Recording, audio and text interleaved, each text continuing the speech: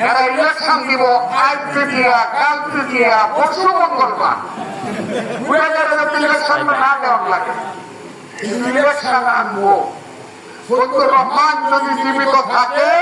বাপ দেখে ইলেকশনটা বাংলাদেশে দিয়া দেওয়ার লাগে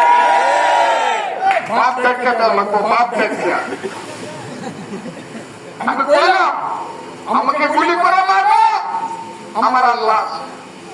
আল্লাহ ইচ্ছা করলে আমাকে রক্ষা করতে পারে পারে না পারে কিনা বলে 500 গুলি আমার মুখে লাগবে না আমার আল্লাহ কিন্তু আমি সত্য কথা বলবো ইলেকশন যদি হয়